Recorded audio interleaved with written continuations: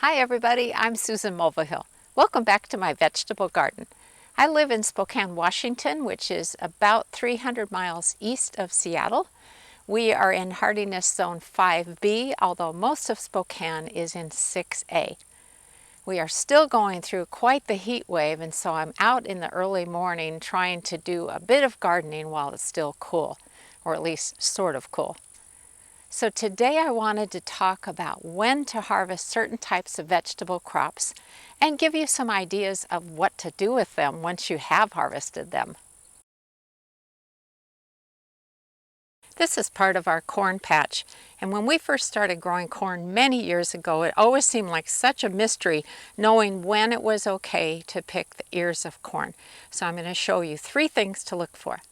So here's an ear of corn, and the first thing you want to look at are the silks that emerge from the tip of the ear.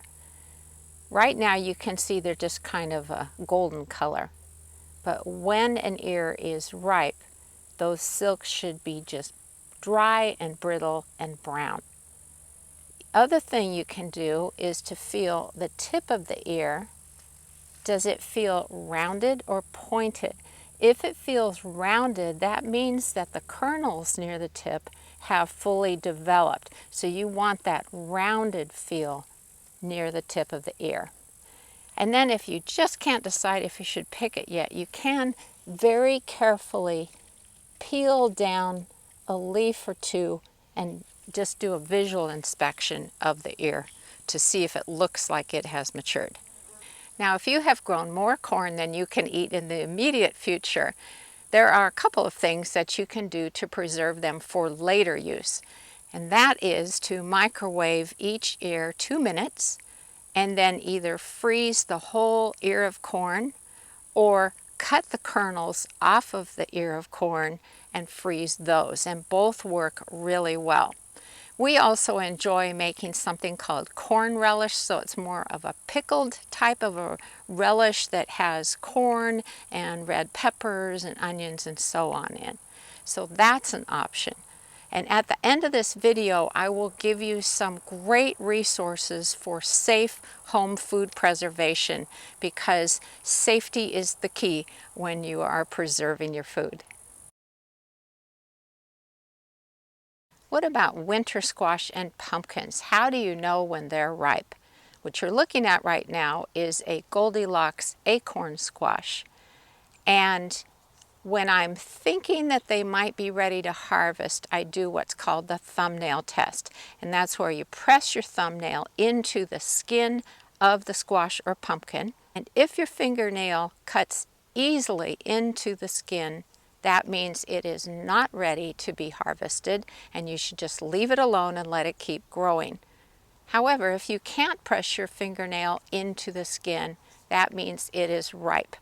And what you want to do when you harvest is always leave the stem attached to the squash or pumpkin.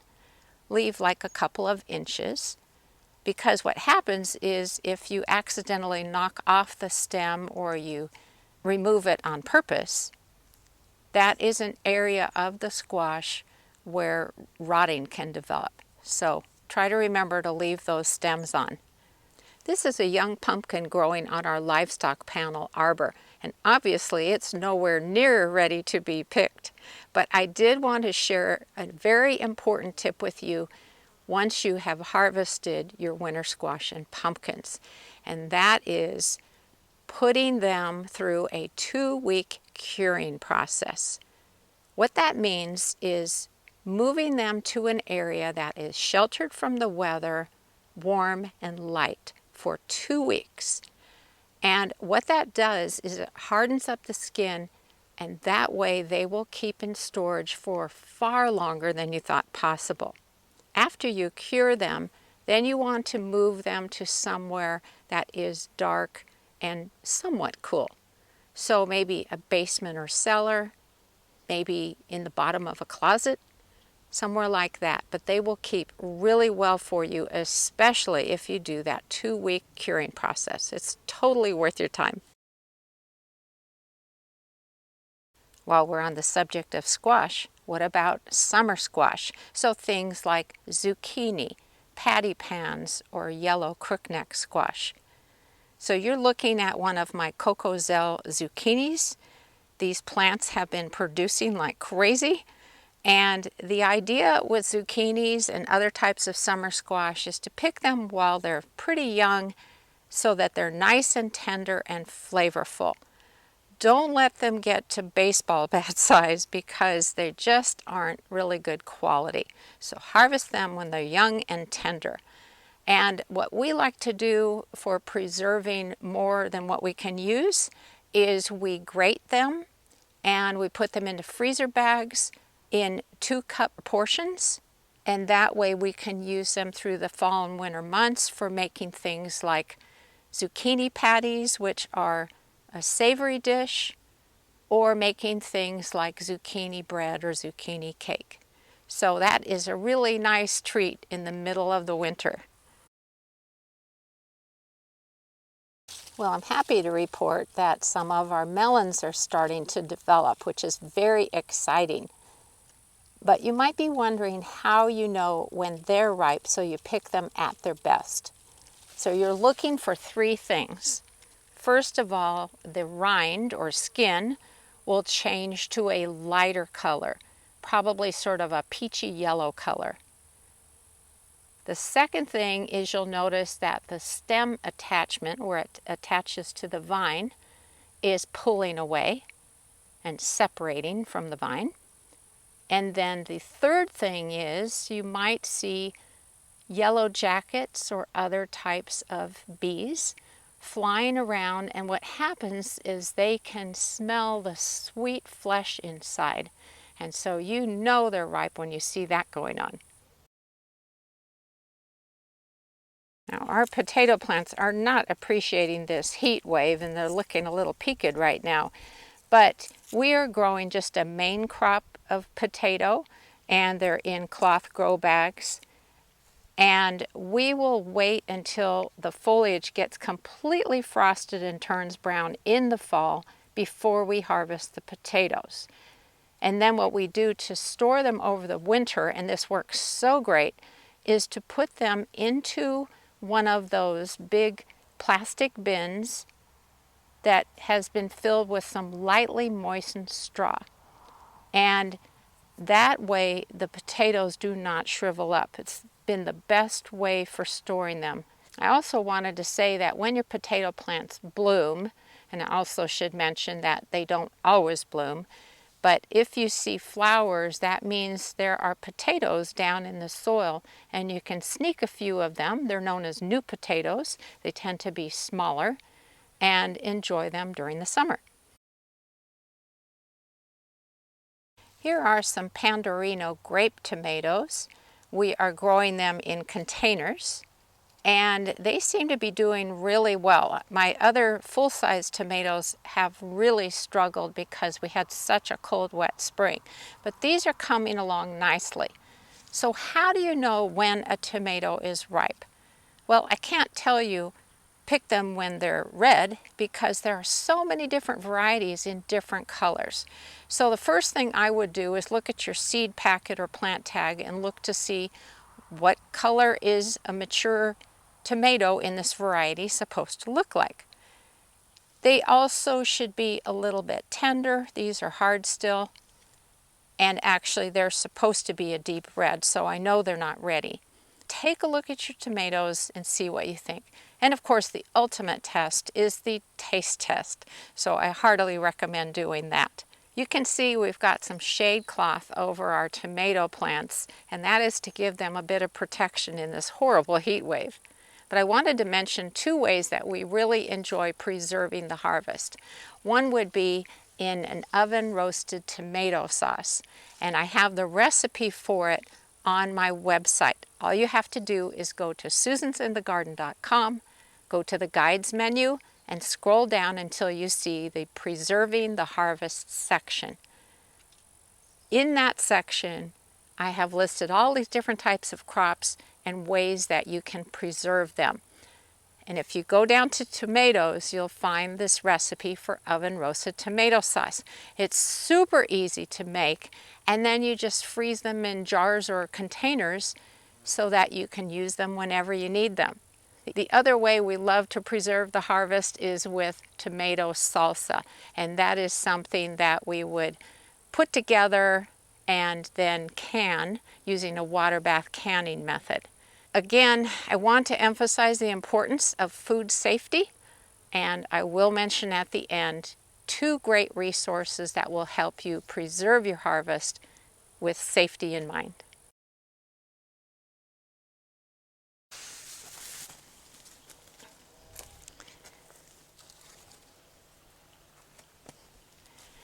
In this covered bed, I am growing Swiss chard, beets, and some leeks. And believe it or not, a week ago I trimmed all of the leaves off of these plants. And look at how much growth has taken place already. Look at this leaf. That is amazing. So the other day I posted something about how you can preserve Swiss chard to enjoy it later. And I got such an amazing response, I thought I need to pass this along to you as well, just in case you missed it. So what I do is I harvest the leaves, just cutting at the bottom of the stalk. So I'm leaving the center of the plant alone because that's the growth tip. I take the leaves inside, wash them, and then stack them up on a cutting board and cross-cut across the leaves into maybe like 2-inch chunks or strips. And then I saute them in olive oil, let them cool down, put them in freezer bags, and pop them into the freezer. This is such a great way to extend your harvest, to enjoy Swiss chard. You could do this with spinach as well, through the fall and winter months. It's a very simple method. So they make great additions to soups, stews, and casseroles. You could just warm them up and serve them as a side dish to your meal. So simple method, and it's a great way to enjoy them for far beyond the growing season. Are you growing onions? Well, the nice thing about them is they tell you when they have finished growing for the season. Their stalks actually fall over right above the bulb, and that means they are completely finished with growing, so there's no point in watering them anymore or trying to keep them going. So at that point, you want to pull them up, move them to somewhere that is sheltered and cool to let them completely dry out to the point where you can just snip off the stalk. The skin on the onion bulb should be papery dry. And what we do at that point is we store them down in our basement so it is cool. It's about a constant 50 degrees and in an area that is dark. And that has worked really well. The other thing I should mention about onions, though, is that really you can harvest them all season long. So you can harvest them early on as like a little scallion or green onion. You can harvest small bulbs.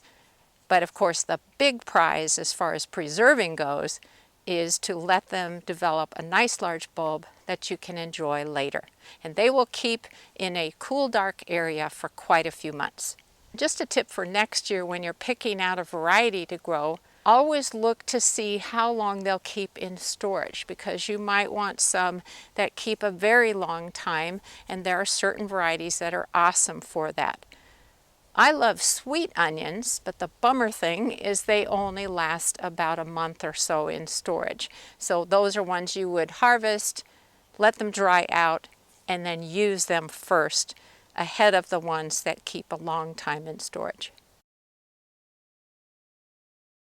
What about peppers? Well, just like onions, you can harvest them before they are fully mature.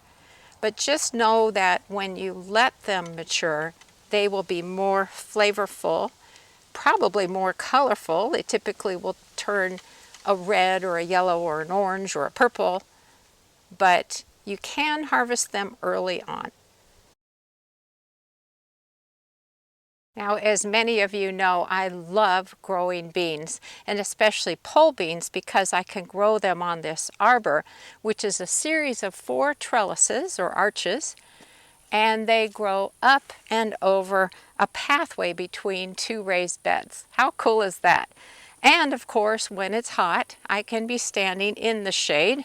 The sun is still in the morning position there, but when it's overhead, I'm in the shade harvesting the beans, and that is awesome. So this year I'm growing for the first time 2 whole bean varieties.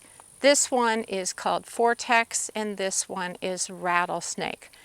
They are performing beautifully, and I want to show you each of them because they're really cool. But the thing is, with beans, whether you're growing bush beans or pole beans, you want to harvest them when they're young and tender and harvest them frequently. I'm picking these every other day. And what do I do with them? Well, in addition to having them with dinner, I like to blanch and freeze them. Blanching means boiling them in water for a certain amount of time.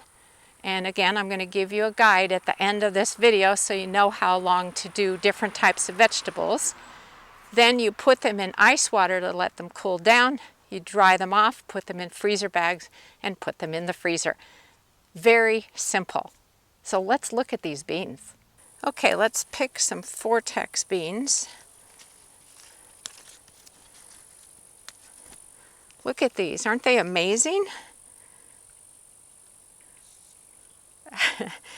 They grow so long, they're thin, they're still tender at this stage, and they grow so fast, it is amazing. Okay, here are some rattlesnake beans, and you can see they're more of a typical bean size. And if you look closely, you can see some purple mottling on them, so that makes them stand out compared to the Vortex. Now, the first time that I harvested the rattlesnake beans, I was a little bit put off because they have a bit of a string on them, which of course you pull off when you're snapping them. And I thought, oh, I don't know about this, but the beans are tender and they have a very good flavor. If you're wondering why I chose these 2 varieties, it's because they are considered more heat tolerant, and after the extended heat wave we had last year where the temperatures went up to 115 degrees, my usual bean that I grow, Musica, really suffered, and so I thought, well, I'm going to see how these do, and they've done really well. It's much more pleasant indoors. I promised I'd tell you about 2 great resources for food preservation. I cannot emphasize enough how important it is to observe the safety precautions when you're doing any kind of canning, freezing, pickling, etc. So first of all, I have been using the Bald Blue Book Guide to Preserving for decades. They put out new versions very frequently. So here's the newest one that I have. And here's another older one, and I hang on to the older ones because they have a lot of recipes for using the things that you've preserved. Here's a peek at the table of contents in the newest version that I have. So it talks about canning basics, canning high acid foods, fruits and juices, tomatoes, jams, jellies and fruit spreads, chutneys, pickles and relishes, canning low acid foods, such as meats, seafoods, and vegetables. It's very important that you know that the majority of vegetables are low in acid and you absolutely must pressure can them. Extra goodies, different types of spreads, salsas, vinegars, and so on, freezing, dehydrating, and then of course lots of different recipes. These are very easy to find at places that sell canning supplies, grocery stores, variety stores, hardware stores, you name it. And they are not expensive, and I think that's because they want everybody to get the information they need to safely preserve their food. The other excellent resource is a website. It is the National Center for Home Food Preservation, which is based with the University of Georgia. And if I scroll down, here we are. How do I can, freeze, dry, cure and smoke, ferment, pickle, make jam and jelly, and store? All of these things are so important, and the information on here is excellent, reliable, and it is the latest information available for you. I heartily recommend that you check out this website. It's free, and I'll put the URL on the screen for you. Okay, that's all for now. Don't forget that I have a brand new book coming out, the Vegetable Garden Problem Solver Handbook. It will be released in February 2023, but Amazon is taking pre-orders for it already, as are your local independent bookstores and other book suppliers online. If you pre-order the book, forward your order confirmation to me at susan@susansinthegarden.com, and I will send you a link to my special bonus content, which is 10 vegetable crops you should add to your garden. So don't forget to do that. You have until the book comes out to get that bonus content. Thanks so much for watching today, everybody. I hope you're staying cool and that you're having a bountiful harvest from your garden.